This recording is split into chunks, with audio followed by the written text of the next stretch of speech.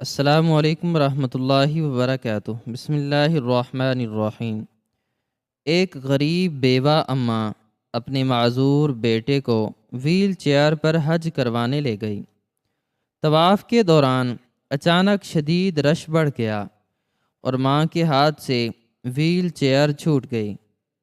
Wheel chair اوندھے منہ زمین پر گر گئی، لیکن جب لوگوں نے گھبرا کر اس لڑکے کو اٹھانے کی کوشش کی تو وہاں موجود ہزاروں حاجیوں کی آنکھوں میں آنسو آ گئے، کیونکہ وہ لڑکا ویل چیئر چھوڑ کر دنیا کی ہر تکلیف اور ہر دکھ اپنی جگہ، لیکن ایک ماں کے لیے اپنی اولاد کو معذور اور بے بس دیکھنا ایک ایسا عذاب ہے جس کی کوئی دوسری مثال نہیں مل سکتی۔ زینب کی زندگی بھی ایک ایسے ہی کٹھن اور جان لیوا امتحان سے گزر رہی تھی، جس نے اس کے چہرے پر وقت سے پہلے بڑھاپے کی ان گنت لکیریں کھینچ دی تھیں۔ زینب ایک انتہائی غریب اور بیوہ عورت تھی، جس کی کائنات اس کا اکلوتا اور دونوں ٹانگوں سے معذور بیٹا عمار تھا۔ عمار پیدائشی معذور نہیں تھا، بلکہ اس کی یہ حالت ایک ایسے ہولناک حادثے کا نتیجہ تھی جس نے زینب سے اس کا سہاگ اور عمار سے اس کے پیروں کی طاقت ہمیشہ کے لیے چھین لی تھی۔ اس کا کچا مکان گاؤں کے ایک انتہائی پسماندہ کونے میں واقع تھا، جہاں گرمیوں میں سورج کی تپش سیدھی ان کی چھت کو بھٹی میں تبدیل کر دیتی، اور سردیوں میں یخ بستہ ہوائیں ان کے بوسیدہ دروازوں سے اندر داخل ہو کر ان کی ہڈیوں کو جما دیتی۔ لیکن ان تمام موسمی اور دنیاوی سختیوں سے زیادہ سخت وہ یادیں تھیں جو زینب اور عمار کے دلوں میں ہر وقت نشتر کی طرح چبھتی رہتی تھیں۔ زینب کے شوہر راشد کا شمار گاؤں کے انتہائی نیک اور خدا ترس لوگوں میں ہوتا تھا۔ وہ ایک معمولی مزدور تھا جو سارا دن مٹی اور گارے سے اٹی ہوئی اینٹیں اٹھاتا، لیکن اس کے دل میں عشق الہی کی ایک ایسی شمع روشن تھی جس کی لو کبھی مدھم نہیں پڑتی تھی۔ راشد کی زندگی کا صرف ایک ہی خواب تھا، ایک ایسی تمنا جو اس کی ہر سانس کے ساتھ دھڑکتی رہتی تھی، اور وہ خواب اللہ کے گھر کی زیارت اور حج کی سعادت حاصل کرنا تھا۔ وہ ہر روز اپنی مزدوری میں چند سکے بچاتا اور انہیں ایک مٹی کے غلے میں ڈال دیتا، تاکہ کسی دن وہ اتنی رقم جمع کر سکے کہ اپنے رب کے حضور حاضری دے سکے۔ راشد جب بھی تھک ہار کر گھر لوٹتا تو اس کی آنکھوں میں اسی مقدس سفر کی چمک ہوتی۔ وہ اکثر زینب سے کہتا کہ اے زینب، میری زندگی کی بس ایک ہی خواہش ہے کہ میں غلاف کعبہ کو اپنے گناہوں آلود ہاتھوں سے چھو سکوں اور مقام ابراہیم کے سائے میں سجدہ ریز ہو کر اپنے رب سے اپنے گناہوں کی معافی مانگ سکوں۔ زینب اسے تسلی دیتی اور کہتی کہ اللہ محنت اور تمہاری سچی نیت کو ضرور قبول کرے گا، اور ایک دن ضرور اس مقدس سرزمین پر ہم قدم رکھیں گے۔ ان کی زندگی غریبانہ ضرور تھی، لیکن اس میں ایک عجیب سا سکون اور طمانینت تھی۔ عمار ان دنوں بہت چھوٹا تھا۔ وہ اپنے باپ کے ساتھ مسجد جاتا اور اسے سجدے میں گرتے دیکھ کر خود بھی ویسا ہی کرنے کی کوشش کرتا۔ راشد اپنے بیٹے سے بے پناہ محبت کرتا تھا۔ وہ اسے اپنے کندھوں پر بٹھا کر پورے گاؤں کی سیر کرواتا اور اسے کہتا کہ میرا بیٹا بڑا ہو کر میرا سہارا بنے گا اور مجھے اپنے کاندھوں پر بٹھا کر حج کروانے لے جائے گا۔ لیکن قدرت کے فیصلے انسان کی سوچ اور اس کے خوابوں سے بہت مختلف ہوتے ہیں۔ موت کا فرشتہ انسان کے تعاقب میں کس طرح اور کس روپ میں آتا ہے یہ کوئی نہیں جانتا۔ آج سے 15 سال پہلے کی بات ہے، جب عمار بمشکل 8 برس کا تھا اور وہ اپنے باپ کے ساتھ شہر کے ایک بڑے بازار میں سودا سلف لینے گیا ہوا تھا۔ اس دن صبح سے ہی موسم میں ایک عجیب سی گھٹن اور پر اسراریت تھی۔ آسمان پر گہرے اور سیاہ بادل چھائے ہوئے تھے اور پرندے خوف زدہ ہو کر اپنے گھونسلوں کی طرف بھاگ رہے تھے۔ راشد نے عمار کا ہاتھ مضبوطی سے پکڑا ہوا تھا اور وہ جلدی جلدی اپنا سودا خرید رہا تھا تاکہ طوفان آنے سے پہلے وہ خیریت سے اپنے گاؤں پہنچ سکیں۔ لیکن قدرت کو کچھ اور ہی منظور تھا۔ اچانک موسم نے ایک بھیانک کروٹ لی اور ایک خوفناک طوفان آ گیا۔ تیز آندھی اور بارش نے ہر طرف تباہی مچا دی۔ درخت جڑوں سے اکھڑنے لگے اور کچے مکانوں کی چھتیں ہوا میں اڑنے لگیں۔ راشد اور عمار ایک پرانی اور خستہ حال عمارت کے سائے میں کھڑے تھے کہ اچانک اس عمارت کی بوسیدہ چھت ان کے اوپر آ گری۔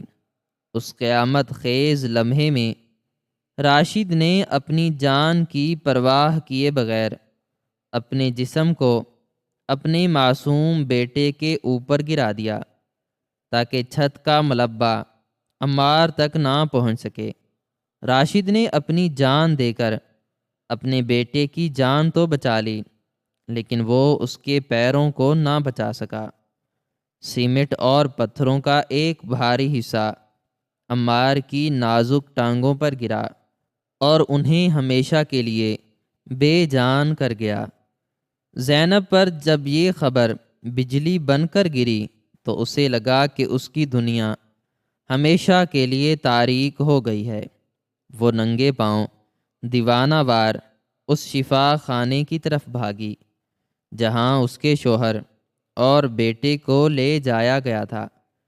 اس نے اپنے شوہر کی خون میں لت پت لاش کو دیکھا اور پھر ہسپتال کے بستر پر پڑی اپنے معصوم بیٹے کی ان بے جان ٹانگوں کو دیکھا جنہیں ڈاکٹروں نے کاٹنے کا مشورہ دے دیا تھا۔ زینب نے اپنے آنسوؤں کو پیا اور اپنے رب کی رضا پر راضی ہو گئی۔ اس دن کے بعد زینب نے اپنے آنسو کسی کو نہیں دکھائے۔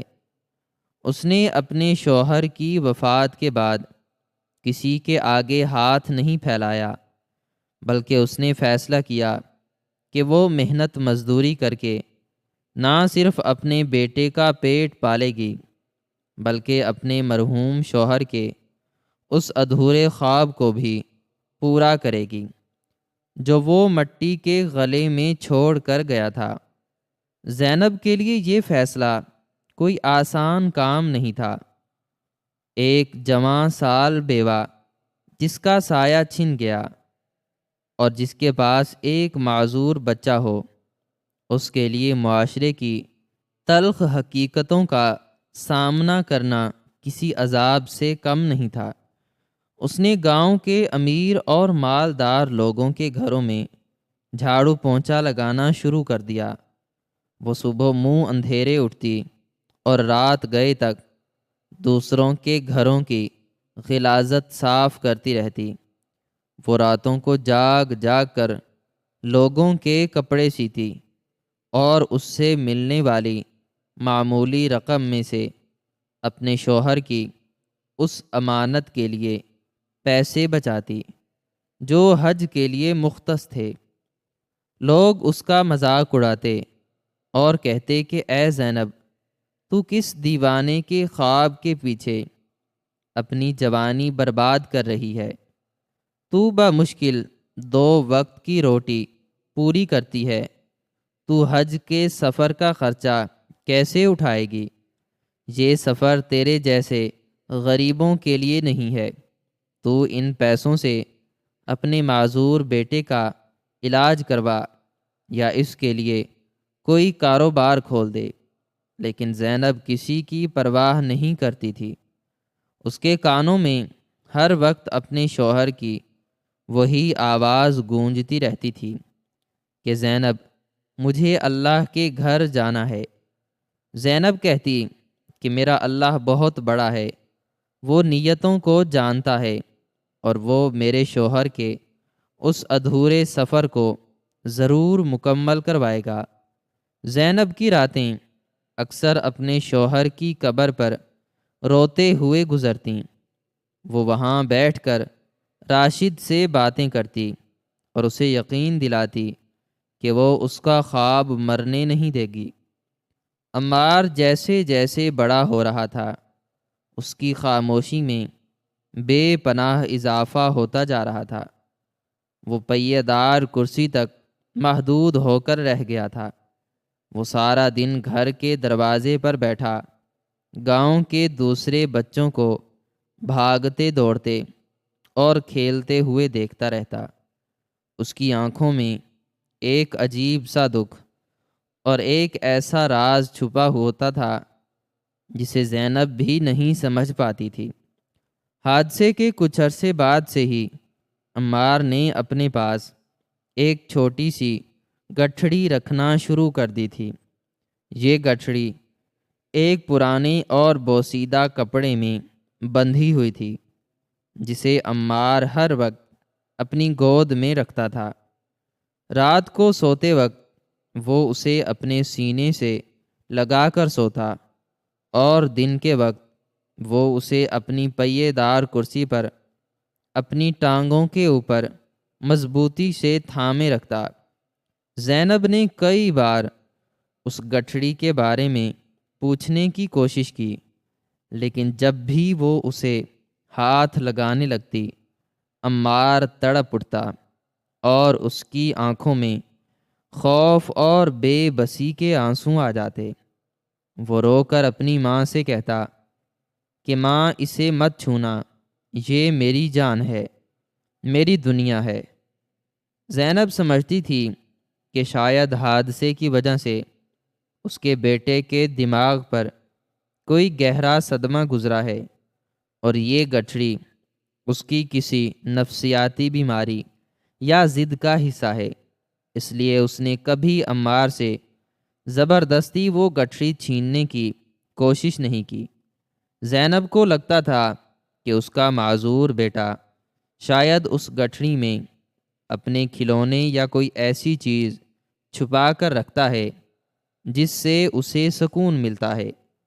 وہ سارا دن گھر کے چھوٹے موٹے کام کرتا رہتا، لیکن اس کی نگاہیں ہمیشہ اس گٹھڑی پر جمی رہتیں۔ اس کی خاموشی میں ایک طوفان چھپا ہوا تھا۔ وہ اپنی بے جان ٹانگوں کو دیکھتا اور پھر اس گٹھڑی کو چوم لیتا۔ زینب اس کے اس پر اسرار رویے سے پریشان تو ہوتی، لیکن وہ اپنے کاموں کی تھکاوٹ اور زندگی کی الجھنوں میں اتنی الجھی ہوئی تھی کہ اس نے کبھی اس راز کی تہہ تک پہنچنے کی زیادہ کوشش نہیں کی۔ 15 سال کا طویل عرصہ پلک چھپکتے گزر گیا۔ زینب کے بال مکمل طور پر سفید ہو چکے تھے، اس کی کمر جھک گئی تھی اور اس کے ہاتھوں کی لکیریں محنت اور مشقت کی گواہی دے رہی تھیں۔ سردیوں میں برتن دھونے اور کپڑے دھونے کی وجہ سے اس کے ہاتھوں کی جلد پھٹ چکی تھی اور ان میں سے اکثر خون رستا رہتا تھا، لیکن اس کی آنکھوں کی چمک میں کوئی کمی نہیں آئی تھی، کیونکہ اس کا وہ مٹی کا گلا اب پیسوں سے بھر چکا تھا۔ جس دن زینب نے وہ گلا توڑا اور رقم گنی تو اس کی خوشی کی کوئی انتہا نہیں تھی۔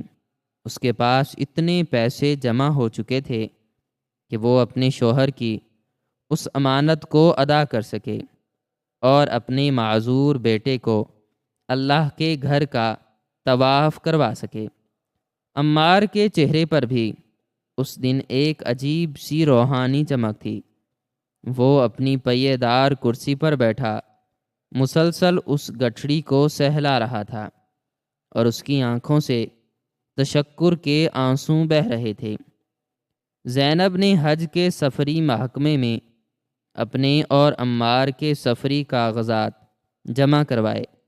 کئی مہینوں کی بھاگ دوڑ اور سرکاری دفتروں کے چکر کاٹنے کے بعد جب ان کا نام منظور ہو گیا تو زینب نے سجدہ شکر ادا کیا۔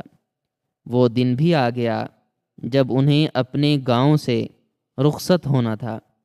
سارا گاؤں اس غریب بیوہ اور اس کے معذور بیٹے کو الوداع کہنے کے لیے جمع تھا۔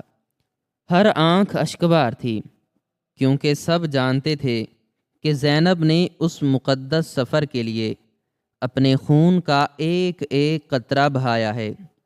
گاؤں کے کچھ لوگوں نے ان کی مالی مدد کرنے کی کوشش بھی کی، لیکن زینب نے انتہائی خودداری سے انکار کر دیا اور کہا کہ یہ سفر وہ صرف اور صرف اپنی حلال کمائی سے کرے گی۔ زینب نے عمار کو پہیے دار کرسی پر بٹھایا اور اس کا سارا سامان باندھا، لیکن عمار نے اس دن بھی اپنی اس بوسیدہ گٹھڑی کو اپنے سینے سے لگایا ہوا تھا۔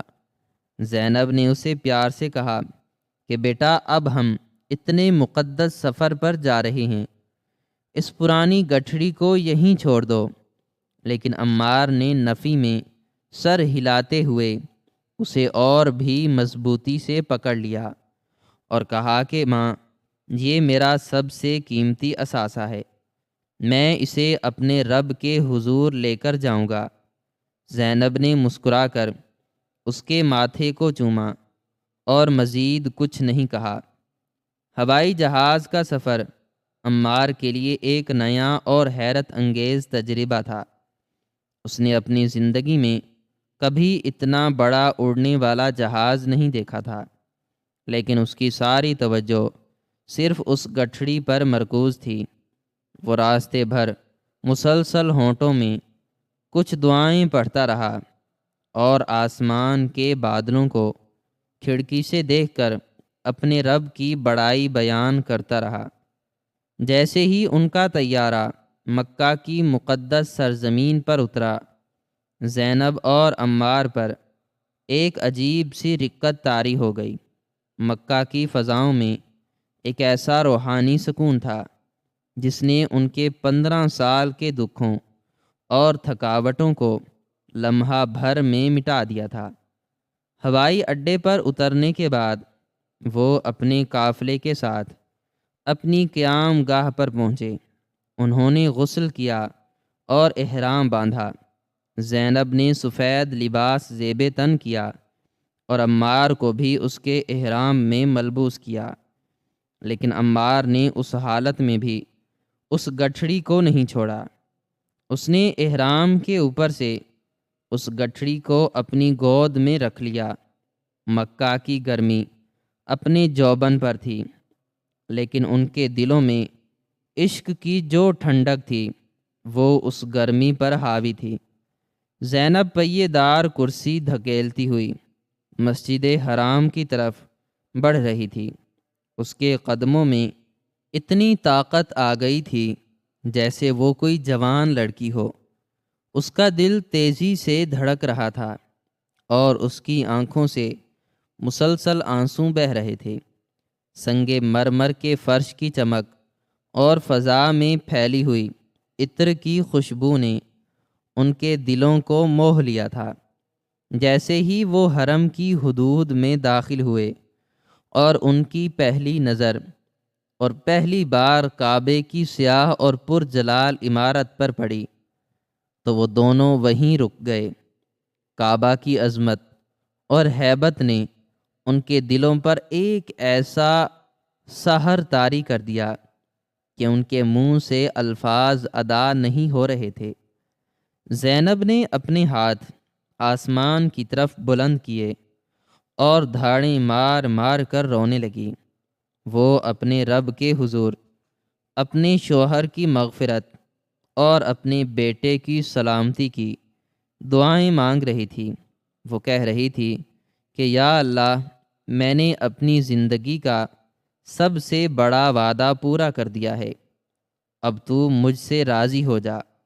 عمار کی آنکھوں سے بھی آنسوؤں کی جھڑیاں لگی ہوئی تھیں۔ وہ کعبہ کو دیکھ کر ایسا محسوس کر رہا تھا جیسے اس کے تمام دکھوں کا مداوع مل گیا ہو۔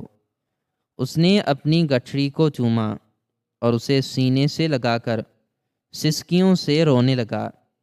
حج کے ایام ہونے کی وجہ سے حرم میں لاکھوں حاجیوں کا ایک بے پناہ ہجوم تھا۔ ہر طرف لبیک اللہم لبیک کی صدائیں گونج رہی تھیں۔ لوگ ایک دوسرے کے کندھے سے کندھا ملا کر طواف کر رہے تھے۔ مختلف رنگوں اور نسلوں کے لوگ ایک ہی لباس میں ایک ہی رب کو پکار رہے تھے۔ زینب نے ہمت کی اور عمار کی پہیہ دار کرسی کو ہجوم کے اندر دھکیلنا شروع کیا۔ وہ کعبہ کے گرد طواف کے چکر لگا رہی تھی۔ رش اس قدر شدید تھا کہ قدم اٹھانا مشکل ہو رہا تھا۔ زینب پوری طاقت سے پہیے دار کرسی کا ہینڈل پکڑے ہوئے تھی تاکہ کسی دھکے سے عمار کو کوئی نقصان نہ پہنچے۔ وہ مسلسل دعائیں پڑھ رہی تھی اور عمار بھی خوف زدہ ہونے کے بجائے انتہائی عقیدت سے کعبہ کی طرف دیکھ رہا تھا اور مسلسل ذکر الہی میں مشغول تھا۔ 3 چکر خیریت سے مکمل ہو گئے، لیکن جیسے ہی وہ چوتھے چکر کے لیے مقام ابراہیم کے قریب پہنچے، ہجوم میں اچانک ایک زبردست ریلا آیا۔ لوگوں کا ایک بہت بڑا ہجوم جو حجر اسود کو چومنے کے لیے بے تاب تھا، اچانک پیچھے کی طرف دھکیلا گیا۔ اس اچانک دباؤ کی وجہ سے لوگوں کے قدم اکھڑنے لگے۔ یہ سب اتنا اچانک ہوا کہ کسی کو سنبھلنے کا موقع نہ ملا۔ زینب جو پہلے ہی ایک ضعیف اور کمزور عورت تھی، اس اچانک آنے والے ریلے کا دباؤ برداشت نہ کر سکی۔ اس کے ہاتھ پسینے سے گیلے تھے اور اس کے جسم میں اتنی طاقت نہیں تھی کہ وہ اس بے قابو ہجوم کے دھکے کو روک سکے۔ ایک زوردار دھکا زینب کی کمر پر لگا اور اس کے ہاتھ سے پہیے دار کرسی کا ہینڈل چھوٹ گیا۔ زینب خود بھی توازن برقرار نہ رکھ سکی اور فرش پر گر پڑی۔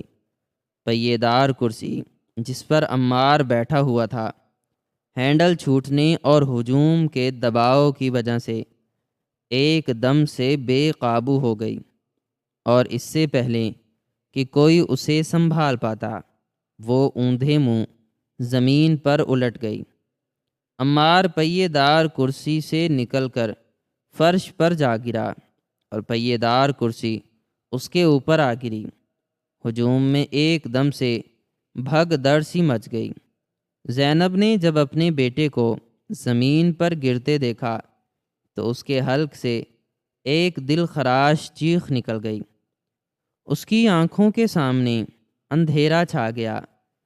اس نے سوچا کہ اس کا معذور اور بے بس بیٹا اس لاکھوں کے ہجوم کے پیروں تلے کچل دیا جائے گا۔ وہ دیوانہ وار رینگتی ہوئی آگے بڑھی اور لوگوں کے پیروں کو پکڑ کر چیخنے لگی کہ میرے بچے کو بچاؤ، میرا بچہ معذور ہے، اسے کچلنے سے بچاؤ۔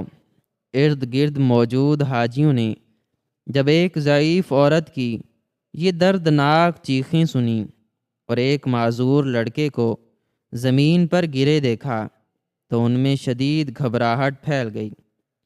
عرب محافظوں اور دیگر حاجیوں نے فوراً ارد گرد کے لوگوں کو روکا اور ایک دائرہ سا بنا لیا تاکہ وہ لڑکا مزید کسی کے پیروں تلے نہ آئے۔ چند لوگ تیزی سے آگے بڑھے اور انہوں نے الٹی ہوئی پہیے دار کرسی کو سیدھا کیا۔ انہوں نے انتہائی گھبراہٹ اور ہمدردی کے ساتھ اس گرے ہوئے لڑکے کو اٹھانے کی کوشش کی، لیکن جب انہوں نے اس پہیے دار کرسی کو مکمل طور پر سیدھا کیا تو وہاں کا منظر دیکھ کر سب لوگوں کے ہوش اڑ گئے۔ کرسی کے نیچے کوئی نہیں تھا، وہ جگہ بالکل خالی تھی۔ زینب کی تو جیسے جان ہی نکل گئی۔ اس نے پاگلوں کی طرح ادھر ادھر ہاتھ مارنا شروع کر دیے۔ وہ زمین پر بیٹھی اپنے ہاتھوں سے سنگے مر مر کے فرش کو ٹٹول رہی تھی اور رو رو کر دہائیاں دے رہی تھی کہ میرا بچہ کہاں گیا؟ ابھی تو وہ یہیں گرا تھا۔ اے اللہ، میرے معذور بچے کو زمین کھا گئی یا اسے کسی نے کچل دیا۔ لوگ بھی حیران و پریشان تھے کہ ایک ایسا لڑکا جس کی دونوں ٹانگیں بے جان ہوں، وہ اتنے بڑے اور بے قابو ہجوم میں اچانک کہاں غائب ہو سکتا ہے۔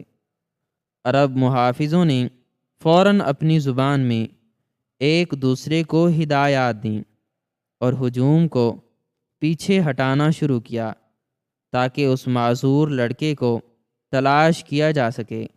زینب کے دل کی دھڑکنیں اتنی تیز ہو چکی تھیں کہ اسے اپنا سینہ پھٹتا ہوا محسوس ہو رہا تھا۔ اس کی آنکھوں سے آنسوؤں کا ایک سیلاب رواں تھا۔ وہ بار بار اپنے رب کو پکار رہی تھی کہ یا اللہ، میں نے 15 سال اس دن کے لیے تو نہیں گزارے تھے کہ میرا اکلوتا سہارا تیرے ہی گھر میں مجھ سے بچھڑ جائے۔ ہجوم کی وجہ سے کچھ نظر نہیں آ رہا تھا، ہر طرف بس احرام میں ملبوس انسان ہی انسان تھے۔ زینب دیوانہ وار لوگوں کے پیروں کے درمیان جھک جھک کر دیکھ رہی تھی کہ شاید اس کا عمار کہیں گرا پڑا ہو، لیکن عمار کا کہیں نام و نشان نہیں تھا۔ اچانک ہجوم کے ایک حصے میں ایک عجیب سی خاموشی چھا گئی اور لوگ خود بخود پیچھے ہٹنے لگے، جیسے انہیں کوئی بہت ہی حیرت انگیز یا خوفناک منظر نظر آ گیا ہو۔ محافظ بھی اس طرف بھاگے۔ زینب کا دل زور سے دھڑکا اور وہ بھی لوگوں کو دھکے دیتی ہوئی اس طرف بڑھی جہاں لوگوں نے ایک دائرہ سا بنا لیا تھا۔ جب زینب اس دائرے کے اندر پہنچی تو اس کی آنکھیں پھٹی کی پھٹی رہ گئیں اور اس کے قدم وہیں منجمد ہو گئے۔ اس نے دیکھا کہ اس کا معذور بیٹا عمار اپنی بے جان ٹانگوں کو سنگے مر مر کے فرش پر گھسیٹتا ہوا دیوانہ وار کعبہ کی طرف بڑھ رہا ہے۔ اس کے ہاتھوں اور بازوؤں کی رگیں ابھری ہوئی تھیں۔ وہ اپنی پوری جسمانی طاقت اپنے ہاتھوں پر ڈال کر اپنے بے جان دھڑ کو آگے کی طرف کھینچ رہا تھا۔ اس کے گھٹنے اور پیر فرش سے رگڑ کھا کر زخمی ہو چکے تھے اور ان سے خون رسنا شروع ہو گیا تھا، جس سے حرم کے سفید فرش پر ایک سرخ لکیر بنتی جا رہی تھی۔ لیکن عمار کو اپنے ان زخموں، اپنی تکلیف اور اپنی معذوری کی ذرا برابر بھی پرواہ نہیں تھی۔ اس کی نگاہیں کعبہ کے اس سیاہ غلاف پر جمی ہوئی تھیں، جیسے وہ کوئی مقناطیس ہو جو اسے اپنی طرف کھینچ رہا ہو۔ اس کے دانتوں میں وہ پرانی اور بوسیدہ گٹھڑی مضبوطی سے دبی ہوئی تھی جسے اس نے 15 سال سے اپنے سینے سے لگا کر رکھا تھا۔ لوگ اس حیرت انگیز اور دلخراش منظر کو دیکھ کر سکتے میں آ گئے تھے۔ کسی کی ہمت نہیں ہو رہی تھی کہ وہ آگے بڑھ کر اس لڑکے کو روکے یا اسے اٹھائے، کیونکہ عمار کے چہرے پر ایک ایسا جلال، ایک ایسا جنون اور ایک ایسی روحانی تڑپ تھی جس نے سب کو محصور کر دیا تھا۔ عرب محافظ بھی، جو عام طور پر طواف کے دوران کسی کو یوں فرش پر رینگنے کی اجازت نہیں دیتے، وہ بھی اس منظر کی ہیبت سے بت بنے کھڑے تھے، اور ان کی آنکھوں میں بھی آنسو چمک رہے تھے۔ زینب نے روتے ہوئے آگے بڑھنا چاہا اور عمار کو پکارا، لیکن ایک محافظ نے اسے ہاتھ کے اشارے سے روک دیا، جیسے وہ کہہ رہا ہو کہ اس لڑکے کو اس کی منزل تک پہنچنے دو۔ عمار اپنے بازوؤں کے زور پر رینگتا ہوا بالآخر کعبہ کی دیوار کے بالکل قریب پہنچ گیا۔ مقام ابراہیم کے سائے میں اس نے اپنے تھکے ہوئے اور زخمی وجود کو روکا۔ اس کا سانس بری طرح پھول رہا تھا اور اس کے چہرے پر پسینے اور آنسوؤں کی لکیریں بنی ہوئی تھیں۔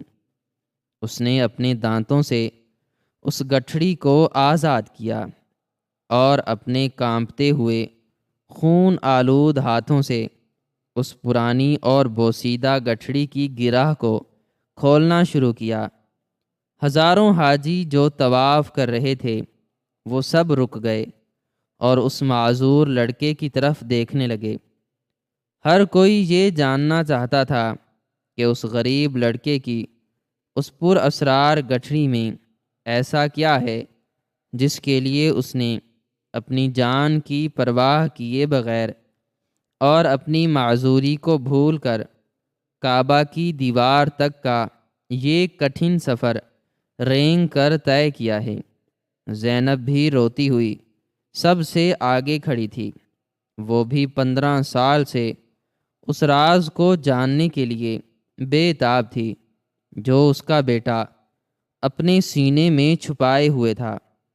عمار نے جب اس گٹھڑی کو کھولا تو اس کے اندر سے کوئی قیمتی سونا، چاندی یا ہیرے جواہرات نہیں نکلے، بلکہ اس میں سے ایک پرانا پھٹا ہوا اور خون میں لت پت احرام کا کپڑا نکلا۔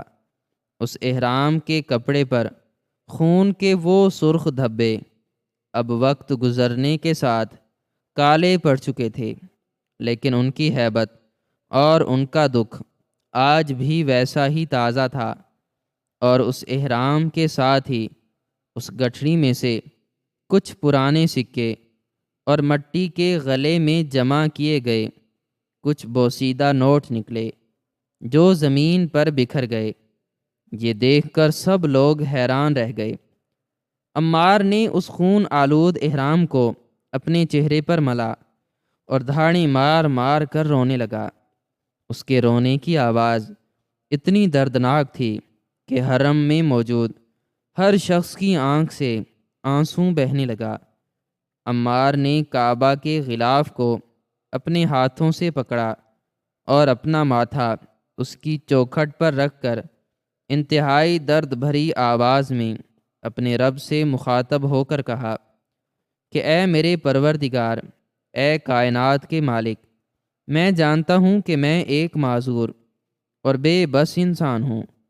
میری ٹانگوں میں اتنی طاقت نہیں کہ میں تیرے گھر کا طواف چل کر سکوں، لیکن اے میرے اللہ، میں آج یہاں اپنا حج کرنے نہیں آیا، بلکہ میں اپنے اس عظیم باپ کی امانت تجھے لوٹانے آیا ہوں جس نے مجھ جیسے ادنا انسان کی جان بچانے کے لیے اپنی جان قربان کر دی تھی۔ اے میرے رب، تو جانتا ہے کہ آج سے 15 سال پہلے جب وہ قیامت خیز طوفان آیا تھا اور موت کی وہ بھاری چھت ہم پر گرنے والی تھی تو میرے باپ نے مجھے اپنے سینے سے لگایا تھا۔ اس نے اپنا جسم میرے اوپر گرا کر میری جان تو بچا لی، لیکن اس کے اپنے جسم کے ٹکڑے ٹکڑے ہو گئے تھے۔ وہ جب خون میں لت پت میرے اوپر گرا تھا تو اس نے یہ احرام خریدا ہوا تھا جو وہ اس دن بازار سے لے کر آ رہا تھا، اس کا خون اس احرام پر گر کر اسے ہمیشہ کے لیے سرخ کر گیا تھا۔ وہ مرتے وقت بھی یہی کہہ رہا تھا کہ میرا اللہ کے گھر جانے کا خواب ادھورا رہ گیا۔ عمار کی ہچکی بندھ گئی اور اس نے ان پرانے سکوں کو اپنے ہاتھوں میں اٹھا کر آسمان کی طرف دیکھتے ہوئے کہا کہ یا اللہ، یہ وہ سکے ہیں جو میرے باپ نے اپنا پیٹ کاٹ کر، اپنا خون پسینہ ایک کر کے تیرے گھر آنے کے لیے جمع کیے تھے۔ جب اسے دفنایا گیا تو میں نے اس کے خون سے لت پت یہ احرام اور اس کے جمع کیے ہوئے یہ چند سکے اس مٹی کے غلے سے نکال کر اس گٹھڑی میں باندھ لیے تھے۔ میں نے اسی دن اپنے ٹوٹے ہوئے پیروں کی قسم کھا کر اپنے آپ سے وعدہ کیا تھا کہ میں اپنے باپ کے اس خون اور اس کی اس محنت کو کبھی رائیگاں نہیں جانے دوں گا۔ میں 15 سال تک اس گٹھڑی کو اپنے سینے سے لگا کر سوتا رہا۔ میں روز اپنے باپ کا یہ خون آلود احرام دیکھتا اور میرے اندر کو ایک آگ بھڑکتی کہ میں کس طرح اس امانت کو تیرے در تک پہنچاؤں۔ اے میرے رب، میری ماں نے لوگوں کے گھروں کی غلاظت صاف کر کے اور راتوں کو جاگ کر جو پیسے جمع کیے، ان سے میں آج تیرے گھر تک پہنچ گیا ہوں، اور اب میں نے یہ گٹھڑی تیرے در پر کھول دی ہے۔ یا اللہ، میں نے اپنی معذوری، اپنے رستے ہوئے خون اور اپنے زخمی بازوؤں کے ساتھ رینگ کر اپنے باپ کا یہ نامکمل حج تیرے گھر کی دہلیز تک پہنچا دیا ہے۔ یا اللہ، میرے باپ کی اس قربانی کو قبول کر لے، اس کے اس خون آلود احرام کو اپنی بارگاہ میں شرف قبولیت بخش دے اور اسے جنت الفردوس میں اعلیٰ مقام عطا فرما، کیونکہ اس نے ایک بیٹے کی جان بچانے کے لیے اپنی زندگی کا سب سے بڑا خواب قربان کر دیا تھا۔ میں دنیا کا وہ خوش نصیب بیٹا ہوں جسے اس کے باپ نے موت کے منہ سے نکالا، اور میں آج اس کا وہ بوجھ، وہ امانت جو 15 سال سے میرے دل اور میری روح پر سوار تھی، تیرے در پر رکھ کر ہمیشہ کے لیے ہلکا ہو گیا ہوں۔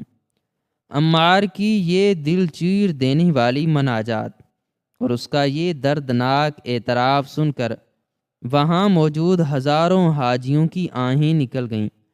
لوگ پھوٹ پھوٹ کر رونے لگے۔ عرب محافظ جو کبھی کسی کے جذبات کے سامنے نہیں پگھلتے تھے، وہ بھی اپنی وردیوں کی آستینوں سے اپنے آنسو صاف کر رہے تھے۔ ہر طرف ایک عجیب سی روحانی کیفیت طاری تھی۔ سب کو محسوس ہو رہا تھا کہ آج انہوں نے ایک ایسی عظیم محبت اور ایسی سچی قربانی کا منظر دیکھا ہے جو شاید تاریخ کے اوراق میں ہمیشہ کے لیے امر ہو جائے گا۔ زینب کا تو برا حال تھا۔ وہ روتی ہوئی آگے بڑھی اور اس نے اپنے معذور بیٹے کو اپنے سینے سے لگا لیا۔ وہ اس کے ماتھے اور اس کے خون آلود ہاتھوں کو چومنے لگی۔ اسے آج سمجھ آئی تھی کہ اس کا بیٹا 15 سال سے کس قدر بھاری بوجھ اپنے سینے پر اٹھائے ہوئے تھا۔ اسے آج معلوم ہوا تھا کہ وہ پرانی گٹھڑی کوئی معمولی کپڑا نہیں تھا، بلکہ اس کے عظیم شوہر کے خون اور اس کے ادھورے خوابوں کا ایک ایسا مقدس تابوت تھا جسے اس کا بیٹا ہر روز اپنے آنسوؤں سے غسل دیتا تھا۔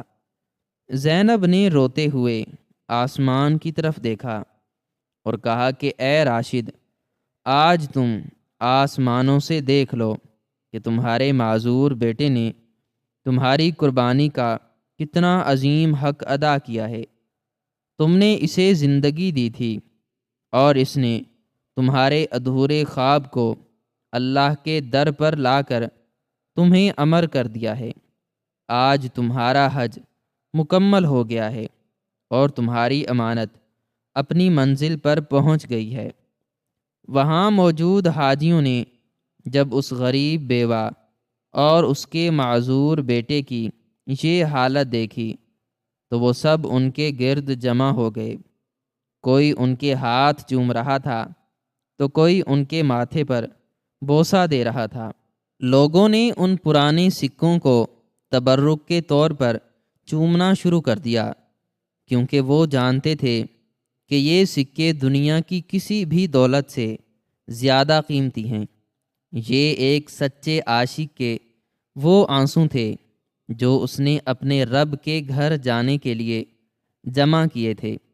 حرم کے منتظمین اور اعلیٰ حکام کو جب اس واقعے کی خبر ملی تو وہ بھی وہاں پہنچ گئے۔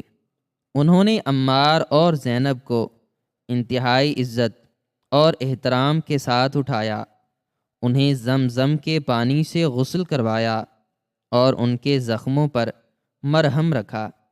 حکام نے عمار سے وہ خون آلود احرام اور وہ پرانے سکے انتہائی عقیدت سے لیے اور انہیں ایک خوبصورت صندوق میں محفوظ کر دیا تاکہ وہ ہمیشہ کے لیے اس سچی محبت کی نشانی کے طور پر یاد رکھے جائیں۔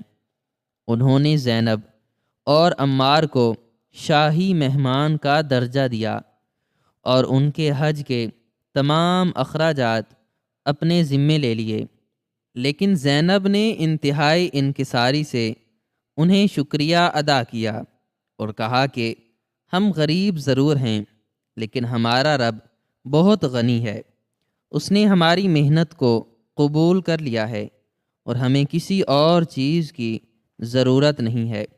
اس دن کے بعد عمار کے چہرے پر ایک ایسا سکون اور طمانینت آ گئی تھی جو اس نے 15 سالوں میں کبھی محسوس نہیں کی تھی۔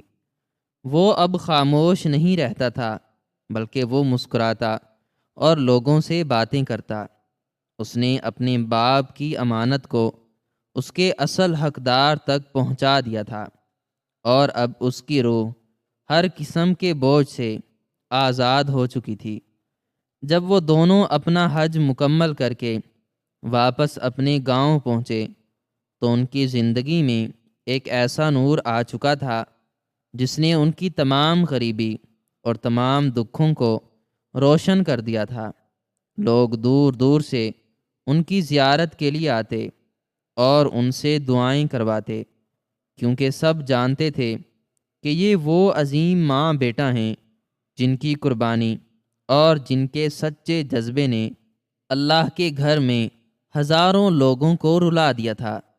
زینب نے اپنی باقی ماندہ زندگی اپنے رب کی عبادت اور اپنے بیٹے کی خدمت میں گزار دی، اور عمار نے اپنی معذوری کو کبھی اپنی کمزوری نہیں بننے دیا، بلکہ اس نے اپنے باپ کی اس قربانی کو اپنے لیے ایک طاقت بنا لیا۔ وہ گاؤں کے بچوں کو تعلیم دیتا اور انہیں بتاتا کہ والدین کی محبت اور ان کی قربانی دنیا کا سب سے بڑا خزانہ ہے، اور جو اولاد اپنے والدین کے خوابوں اور ان کی امانتوں کی حفاظت کرتی ہے، اللہ اسے دنیا اور آخرت دونوں میں سرخرو کرتا ہے۔ اس کہانی کا سب سے بڑا اور عظیم سبق یہ ہے کہ والدین کا رشتہ اس کائنات میں سب سے زیادہ مقدس اور انمول ہے۔ ایک باپ اپنی اولاد کی خاطر ہر قسم کی مصیبت برداشت کر سکتا ہے، اور یہاں تک کہ اپنی جان بھی قربان کر سکتا ہے، اور ایک سچی اولاد وہی ہے جو اپنے والدین کی اس قربانی کو کبھی فراموش نہ کرے، چاہے اس کے لیے اسے کتنی ہی کٹھن اور مشکل زندگی کیوں نہ گزارنی پڑے۔ عمار کی اس پہیے دار کرسی سے گر کر کعبہ تک رینگنے کی جد و جہد ہمیں یہ سکھاتی ہے کہ جب انسان کی نیت سچی ہو اور اس کے دل میں کوئی سچا جذبہ ہو تو اس کی جسمانی معذوری اس کے راستے کی رکاوٹ نہیں بن سکتی۔ اللہ تعالیٰ انسان کے ظاہری وجود کو نہیں بلکہ اس کے دل کی تڑپ اور اس کی نیت کو دیکھتا ہے۔ عمار کے باپ کا وہ نامکمل حج جو اس نے صرف اپنی نیت اور اپنے چند سکوں سے شروع کیا تھا، اللہ نے اس کے معذور بیٹے کے ذریعے اس قدر شاندار طریقے سے مکمل کروایا کہ قیامت تک آنے والے لوگوں کے لیے وہ ایک مثال بن گیا۔ انسان جو کچھ اللہ کے راستے میں نیت کرتا ہے اللہ اسے کبھی رائے گاہ نہیں جانے دیتا، اور سب سے بڑھ کر یہ کہ امانت کی ادائیگی انسان پر کتنا بڑا فرض ہے۔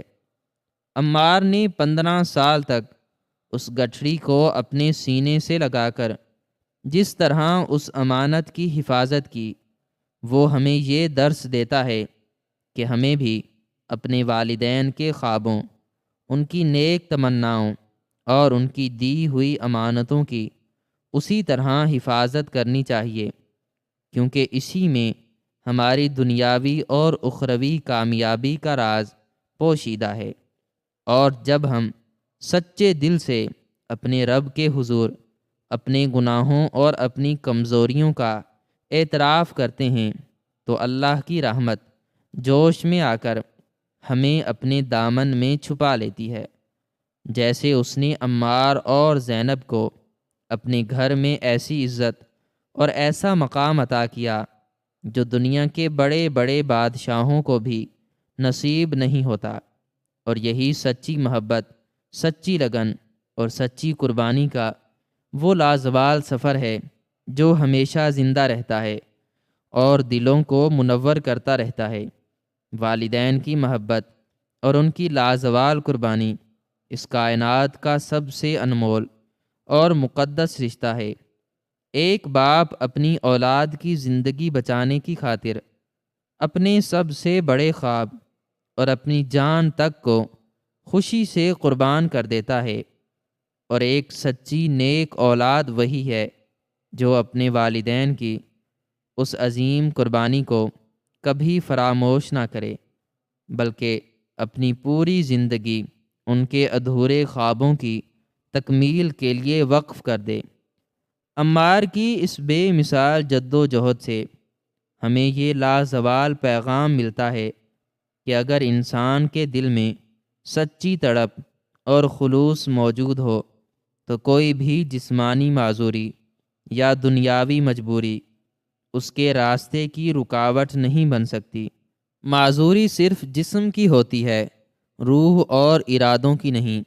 عمار نے اپنی بے جان ٹانگوں کے باوجود رینگ کر کعبہ تک کا کٹھن سفر طے کیا اور اپنے باپ کی امانت کو اس کے اصل حقدار تک پہنچایا، جو یہ ثابت کرتا ہے کہ امانت کی پاسداری انسان کا کتنا بڑا اخلاقی فرض ہے۔ اللہ تعالیٰ ہر انسان کے ظاہری وجود کو نہیں دیکھتا بلکہ وہ دلوں کے حال جانتا ہے اور سچی نیتوں کو قبول کرتا ہے۔ راشد کا وہ نامکمل سفر جو اس نے صرف اپنی سچی نیت سے شروع کیا تھا، اللہ نے اس کے معذور بیٹے کے ذریعے بہت شاندار طریقے سے مکمل کروایا، جس سے یہ ثابت ہوتا ہے کہ خدا ہمیشہ صلہ ہی دیتا ہے۔ ناظرین، ہماری آج کی یہ ویڈیو آپ کو کیسی لگی؟ کمنٹ سیکشن میں اپنی رائے کا اظہار ضرور کریں، اور مزید اس طرح کی سبق آموز اور دلچسپ ویڈیوز دیکھنے کے لیے ہمارے چینل کو سبسکرائب کرنا نہ بھولیں۔ شکریہ۔